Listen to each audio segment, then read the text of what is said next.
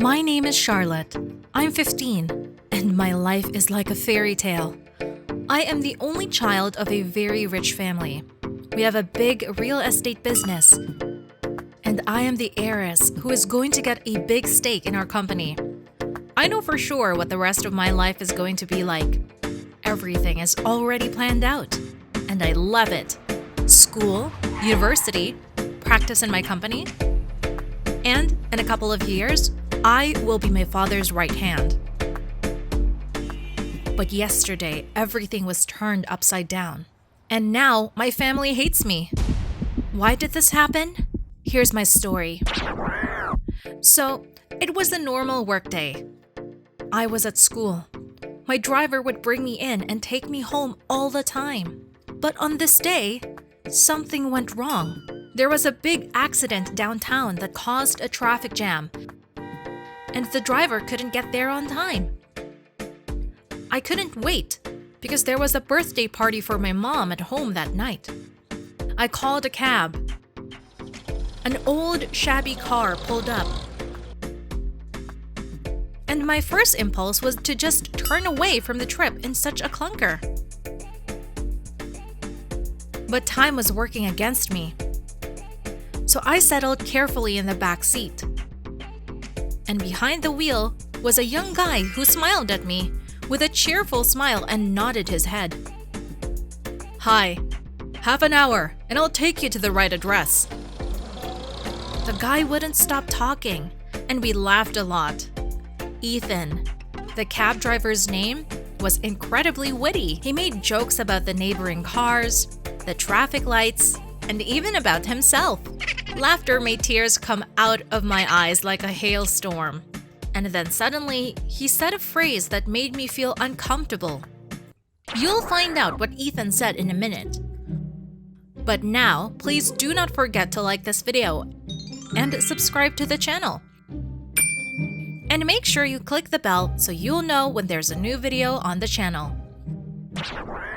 Suddenly, Ethan said, "You've already wet my seat with tears. How am I going to sleep now?" I'm sure it should have sounded like another joke, but it was the opposite. I asked him again, "Why does he have to sleep in the car?" And with a sad smile, Ethan said that he didn't have a home, and that the car was his only shelter, and that he'd been living like this for 2 years. I listened with bated breath. I couldn't believe there was such a thing in the 21st century. And all because Ethan's parents, when they were very young, got addicted to drugs. And a couple of years later, they died. And the child was placed in an orphanage by social services. Ethan ran away from there at 16 and has been living on the street ever since. And this car is his only treasure and source of income. And he got it by accident from a friend. His story stunned me. I felt a huge lump in my throat. I felt so sorry for the guy. "There's your house. Here we are," Ethan suddenly said as he stopped in front of the gate. And somehow I felt ashamed. I'd always thought that people living on the streets were the scum of society. Drug addicts, alcoholics, those who deliberately drove themselves to such a life. And then there was this guy. Clean, neat, and obviously not stupid. Something changed inside me. And I suddenly exclaimed, "Come with me, Ethan." I grabbed him by the arm and dragged him into the house. I was in the middle of preparations for my mother's birthday party. The hall was drenched in flowers, and light, unobtrusive music was playing. The waiters were running around like crazy, setting the table. Ethan was shocked by what he saw, and I was uncomfortable. My mother floated out to me in a gorgeous dress, as befitted a birthday girl. "Darling," she said, "hurry up. You need to change your clothes and get ready. The guests will arrive any minute." "Mom, I want you to meet Ethan," I blurted out. Mom looked the boy over from head to toe, and it was only now that I noticed how poor he looked. Yes, Ethan was wearing clean clothes, but his shirt was stitched up in places. His jeans had holes in the knees, and it was clearly not a fashion decision. "Daughter, the job opening for an assistant gardener is still open. But no one will do it now. Come back tomorrow, young man." Oh, I felt so ashamed. Mother thought that Ethan came to apply for the gardener's job? Mother, Ethan is my friend, and I've decided to invite him to the party, I said firmly.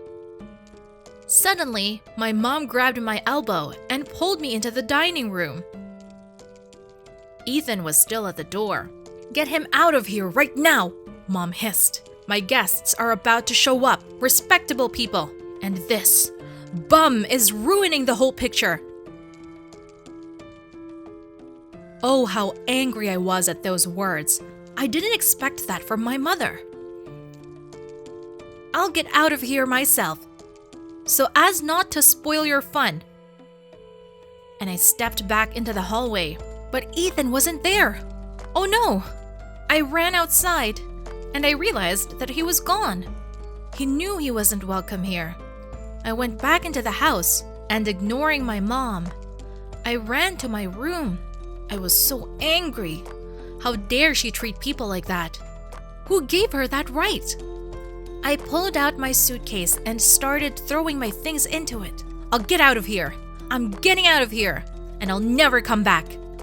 After a minute, I rushed to the door, but it was closed. I pulled the knob again, and I heard my mother's voice. "Sit here and think about your behavior, Charlotte. You are grounded until tomorrow."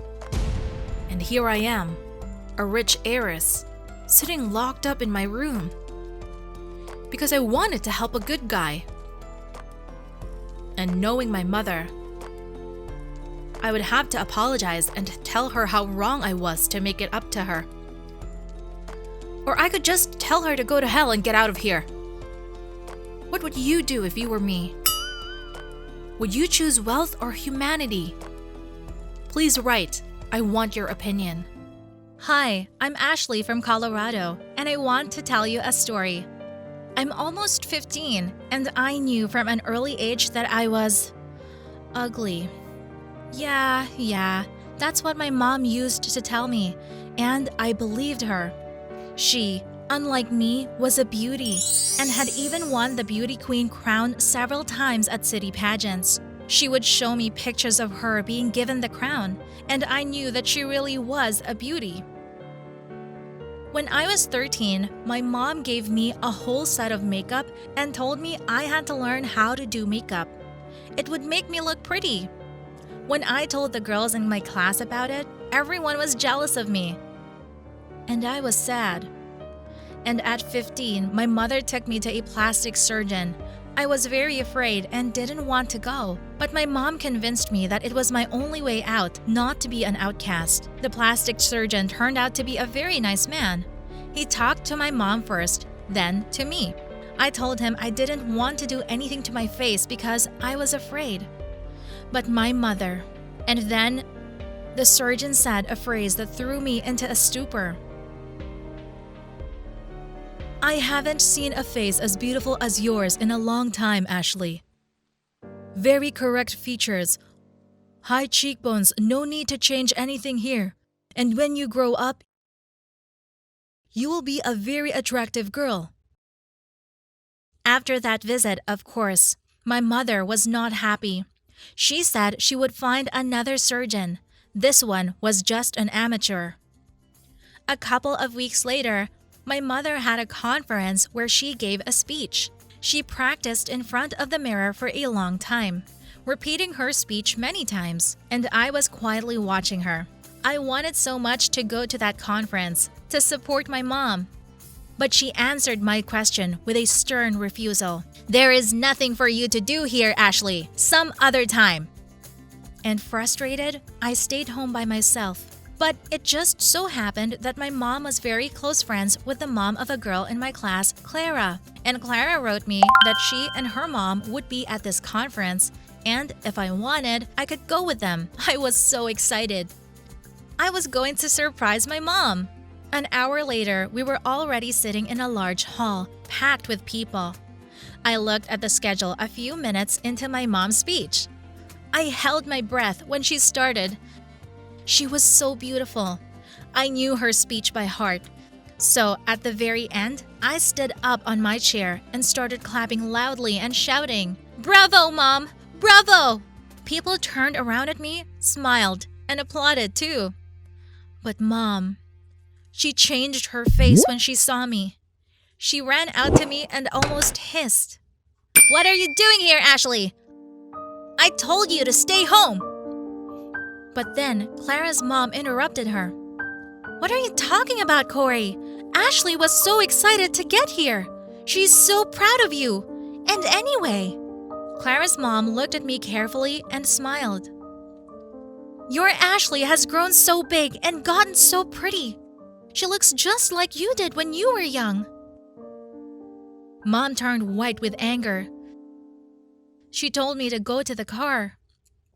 I kept thinking to what Clara's mother had said. She thinks I'm beautiful? But how? I'm ugly. In the car, I watched my mother argue with Clara's mother about something. Then, we drove home. Mom was quiet the whole time. I went home, sank down on the couch, and cried. I don't know how long I sat like that, but suddenly, I felt my mother's warm hand on my shoulder. I looked up at her in surprise. "I'm sorry, Ashley." Mom's voice was trembling. "I'm sorry for calling you ugly. That's not true. And Clara's mom helped me realize my mistake today. I'm just bringing you down." "Mom, I know I'm not pretty. And I don't care." Now I was trying to calm her down. Mom started crying. "No. You heard the surgeon and Clara's mom. You're beautiful. Ashley, you really are beautiful." Now I didn't understand anything anymore. I can't stand the fact that I'm getting older. I hate my wrinkles. I can't accept that I'm not a beauty queen now. That's why I made you believe that you're not beautiful. But trust me, we'll get over it. Clara's mom recommended a therapist, and he can help. Just don't despise me, Ashley. And my mother sobbed on my shoulder. It's been almost a month since then. The visits to the psychologist really helped. My relationship with my mom has improved, and I'm so glad that she and I are like two close friends now. And last week, I met a guy and we started dating. And my mom is totally cool with me standing in front of the mirror and styling my hair and putting on makeup. I'm so glad that's solved. How are things with your mom? Do you get along well? No problems communicating? Write to me. I'm very interested.